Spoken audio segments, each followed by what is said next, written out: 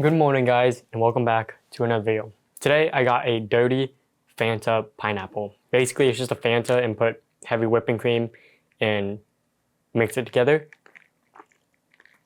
And it creates a delicious like cream soda kind of thing. So you clicked on this video not to learn about drinks, but to learn about camera gear, what you should buy, what you shouldn't buy. We're going to go over 4 things. 2 things you should buy, 2 things you shouldn't buy. Well, invest in really. But I've been a photographer for the past 3 years. I am a portrait photographer and I think I know a little bit about what to buy, what not to buy. I love technology, I love buying things, so I'm going to save you guys some money. But today we're going to run through what you should really start to invest in as a photographer and what you should kind of stay away from until you actually need it. Because trust me, I looked at it, I wanted it, thought I would use it a lot, don't use it at all. So let's start diving in. One of the biggest things that us as a photographer, cinematographer, content creator wants to buy is a gimbal. And I hate to break it to you, but don't buy one. Yes, they're really nice to have. Yes, it's cool to walk around with a gimbal, but it doesn't make sense to buy as a beginner photographer or someone starting out, or even me. If I could go back and not buy it, honestly, I wouldn't buy it. Gimbals like this one, the Zhiyun Weibo S, I have it and I love it. It's a really great gimbal for the price. It's fun to use, but I find myself not reaching for it as often as I wish. IBIS in cameras now is amazing, and having to lug around a big gimbal like this, which if you own a gimbal or if you don't own a gimbal, gimbals do not pack well. They are almost impossible to pack, and they're just awkward and they don't really fit anywhere. And if you are going to be a cinematographer and you are going to shoot video profusely and that's all you're going to do, invest in a gimbal.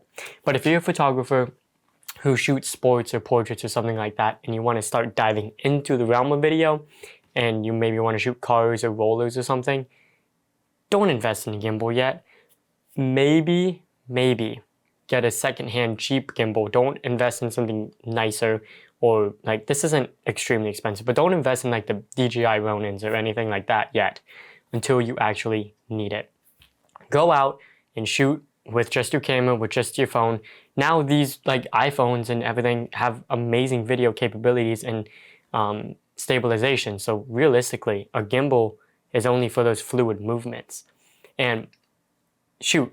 Go out there, shoot video, use your camera, and just take the videos as is. Use the IBIS, use post-processing.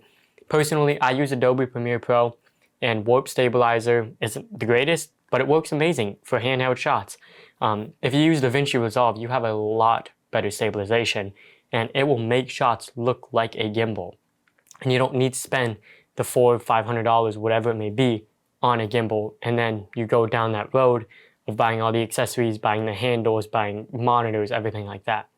If you do want to go down the road of video though, what I do suggest doing is buying a full cage for it and start to build out your rig. Personally, I do believe that having a cinema rig is more important than a gimbal. If you're going to go out, shoot video, invest in a cage first, and then you can invest in better audio, lighting, and all of that stuff, V-mount batteries, stuff like that. I think that is going to be more helpful to you in the long run than a gimbal, because 90% of videos is lighting, and audio. I do firmly believe that if you click on a YouTube video and the lighting looks bad and the audio just sounds terrible, you're not even going to watch it, honestly. I myself have clicked off of videos that I genuinely thought were going to be entertaining just because the audio is bad. So, moral of the story, if you're going for video, don't buy a gimbal yet. Invest in the important things that are going to ground you into that videography. Lights, mics, cages, V-mount batteries, SD cards, all of that stuff. And if you do find yourself needing a gimbal for multiple projects where you say like, yeah, if I had a gimbal, I absolutely would have done better. I might have even booked this client if I had a gimbal. Then yes, by all means go invest in one. But don't outright buy a gimbal just because you think it would be something cool to have. Trust me, you will not be reaching it for it as much as you wish. So, number one thing, don't really invest in gimbals. Now we're gonna pivot over to something a little bit different. This is in the realm of photography. Now, as you guys know, or if you don't know, my kind of specialty is an off-camera flash portrait. So I shoot on the Godox 8200 and I do need a softbox or something of the sort, whether that be an umbrella, beauty dish, or softbox. And I actually made a video on those 3 different things. So if you want to check it out, it'll be up in one of the corners here. I don't remember which one, but make sure you check it out after this one and you might learn something about what I'm about to talk about. But don't invest in small softboxes. Small softboxes, for example, is this one. This is a very small, newer softbox, and I got it because it was $30. And I thought, hey, look at this. It's really small, it'll be perfect, it's cheap, it'll do the same thing as a big softbox. No, it will not. Small modifiers, like small umbrellas and small softboxes, do not give you good light. Yes, it's gonna be sufficient, so if you don't have the money right now to invest in bigger softboxes or nicer ones, by all means, buy these. But please do not buy it just to save the money.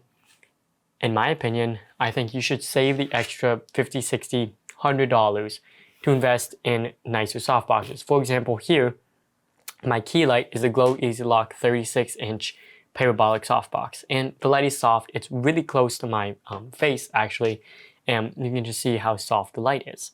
Compared to something like this, which I will put on right now, and you can kind of tell the difference. I'll also put on the diffusion, but you know, I'll show you in a second.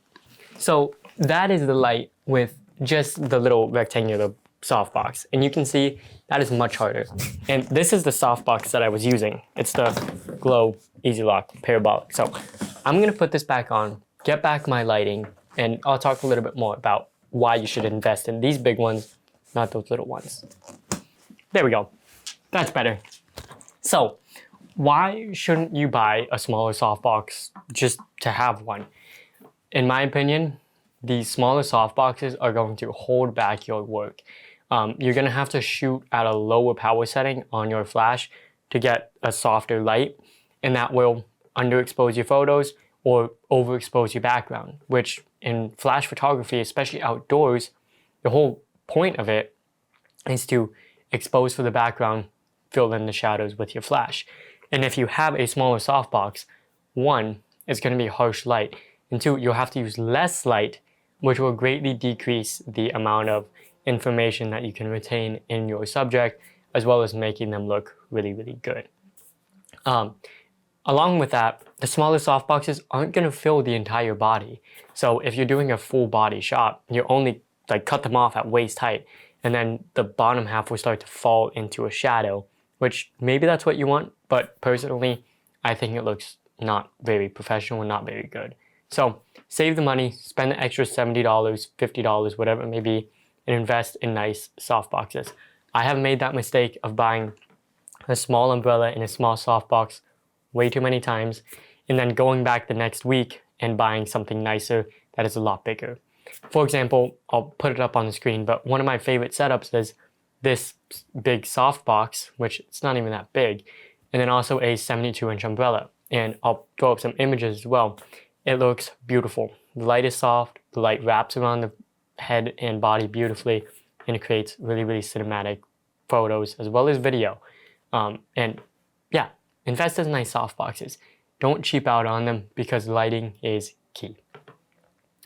All right, we're gonna move on to 2 things that I do think you should buy as a professional photographer or videographer going into the intermediate to expert range. Now, one of the most important things is SD cards. This here is a SanDisk Extreme V90 card. Now, this is what I shoot on with everything, for video, for photo, everything. So why do you need a V90 card or a nice SD card? Well, if you're shooting video, if you're shooting sports, or really anything where you need a relatively fast card to write the photos to the SD card and can keep up with that, especially if you're shooting in any sort of high speed or high plus shutter, you will need a SD card to keep up. And buying V30, V10 cards, yes, they will work for portraits and just single shooting, but most of us start in sports photography because you can get into a sports event and just shoot. You don't have to know anyone, you can just shoot. And that's how I started. And having the ability to just shoot and not worry about getting the card backed up to where it won't write any more photos, you might miss a very important shot, is key. Yes, these cards are $150, $200, $300 even sometimes.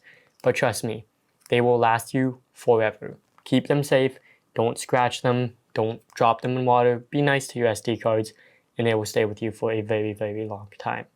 Having a card that can write quickly is extremely important for video. To be able to shoot an S-Log3, 10-bit 422, and 4K 60, you need at least a V90 card.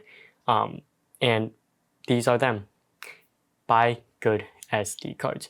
Don't cheap out on SD cards, because one day that SD card that you bought for $20 is going to break, you will ruin a photo shoot, and you will lose a client. Invest in good SD cards. These will stick with you forever. Now, going on to kind of stick with you forever, this is something that is important, a SSD. This is also a SanDisk SSD, and this is 4 terabytes of storage. Yes, this was $300. However, this is going to stay with me forever. Granted, if you don't lose it, keep it safe. But this has every single photo, every single video I've ever taken on it. So if I have a client a year from now and they want their photo shoot from last year, I have it saved on here, every single raw photo. So I can go back and I have the assurance that I have the photos on here.